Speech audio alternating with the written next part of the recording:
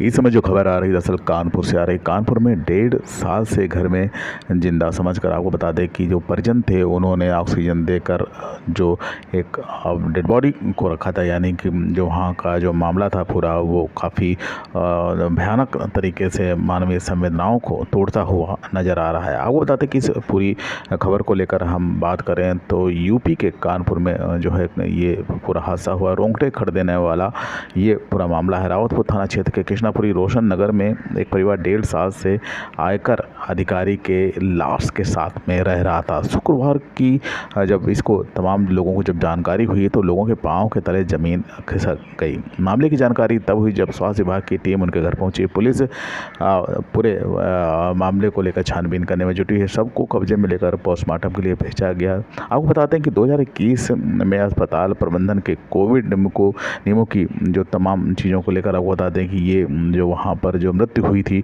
उसके बाद उसे मृत घोषित कर दिया था। उसी के बाद से ये आप जो अपने माता पिता थे उनके जो अपने घर में डेड बॉडी को ले आए, जिसके बाद में वहाँ पर करीब इसको ये रखे रहे। आपको बता दें कि कोरोना काल में ये मृत्यु हुई थी। कानपुर के रावत थाना क्षेत्र में इनकम टैक्स चौराहा कृष्णापुरी में ये रहने वाले आयकर विभाग के कर्मचारी विमलेश दीक्षित की जो है मौत कोरोना काल में 22 अप्रैल 2021 को हुई थी। 3 बेटों में सबसे ये विमलेश जो छोटे थे, अहमदाबाद में इनकम टैक्स से असिस्टेंट अकाउंट ऑफिसर के पद पर थे। उनकी उम्र जो थी वो बहुत ज़्यादा नहीं थी। 2021 में मौत के बाद में डॉक्टरों ने उन्हें मृत घोषित करके डेथ सर्टिफिकेट भी जारी कर दिया। घर आने के बाद परिजन अंतिम संस्कार की तैयारी करे, तभी माँ दुलारी ने विमलेश के दिल की धड़कन आने की बात करके अंतिम संस्कार करने से इनकार कर दिया। तभी से माता पिता ने शव को लेकर एक कमरे में रखकर देखभाल कर रहे थे।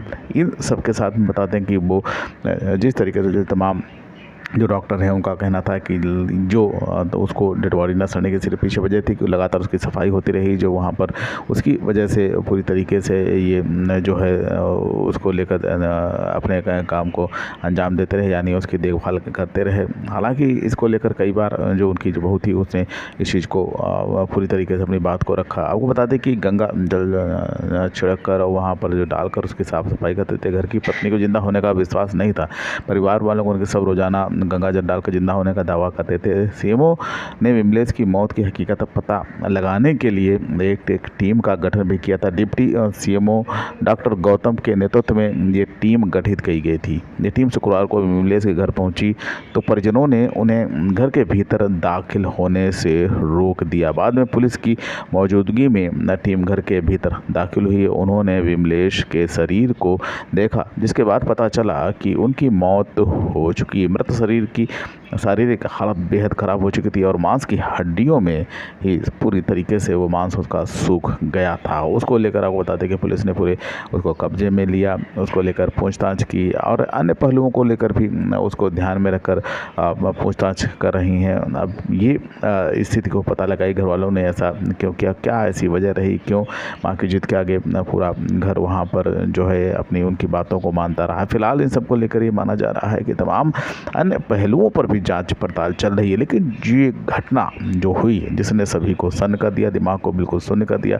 लोग अपने अपने तरीके से उन चीज़ों को लेकर बातचीत भी करते हुए नज़र आ रहे हैं, लेकिन कहीं ना कहीं ये जो संवेदनाएं और तमाम जो घटनाक्रम हुआ है, पास पड़ोस जो तमाम जो पड़ोसी थे उनको भी इस घटना का पता नहीं चल पाया था, उसको लेकर भी तमाम लोग बातें कर रहे हैं। आपको बताते कि खुलासा कैसे हुआ इस पर भी हम आपको एक बार नज़र हम लोग डालते हैं। एक सप्ताह पहले विमलेश की पत्नी मिताली ने अहमदाबाद स्थित इनकम टैक्स कार्यालय में पति के मरने की सूचना दी थी। विभाग को दिए गए फ़ोन पर उन्होंने कहा था कि उनके पति की मौत हो चुकी है, फिर भी माता पिता उनका शव रखे हुए हैं। इस पर विभाग की ओर से कानपुर के सीएमओ और जिलाधिकारी को एक पत्र लिखा गया। इस पूरे मामले की जांच करने के लिए कहा गया। तभी शुक्रवार को सीएमओ की 3 सदस्यीय जो टीम थी वो पुलिस इस के साथ में पूरे मामले को जांच करने के लिए पहुंची थी। वहां पर जो मामला छानबीन कर रहे थे तभी इस पूरे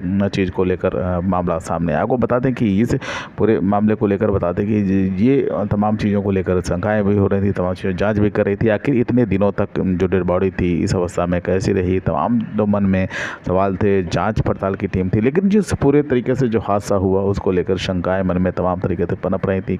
यही सभी के मन में जो सवाल कहीं न कहीं ये गूंज रहा था कि आखिर ऐसा क्यों किया गया, क्या वजह रही, क्या मनोदशा रही उस पूरे परिवार की, और ऐसे में क्यों जो है उन्हें डॉक्टर को दिखाने की कोशिश नहीं की। ये भी बताया जा रहा है कि ऑक्सीजन सिलेंडर भी वहाँ पर लगातार पहुँचाया जाता रहा और ऑक्सीजन उनकी जो चेक की जाती रही। पड़ोसियों को भी इस पूरे मामले को लेकर शक नहीं हुआ, और जैसे ही ये सब जैसे जैसे लोगों को मालूम हो तो सैकड़ों की तादाद में वहाँ पर इकट्ठा हो गए। मृतक के पड़ोसियों ने बताया कि उन्हें विश्वास था कि मेमोली जिंदा है और कोमा में है। 1.5 साल से रोजाना घर पर ऑक्सीजन सिलेंडर भी लेकर जाता था। मृतक को रोजाना ऑक्सीजन दिया जाता था, इसलिए उन्हें उनकी मौत का शक नहीं हुआ। विमलेश की पत्नी की मानसिक स्थिति आपको बता दें कि इस समय काफ़ी ज़्यादा हालत खराब बताई जा रही है, ठीक नहीं बताई जा रही। स्वास्थ्य विभाग जल्दी इस पूरे मामले को रिपोर्ट बनाकर संबंधित विभाग को भेजेगी, यानी आयकर विभाग को भेजेगी। लेकिन जिस तरीके से पूरी घटना हुई है निश्चित रूप से उसने सभी को चौंका दिया है। मानवीय संवेदनाएं जो है कहीं न कहीं जो जिस तरीके से हुई उसको लेकर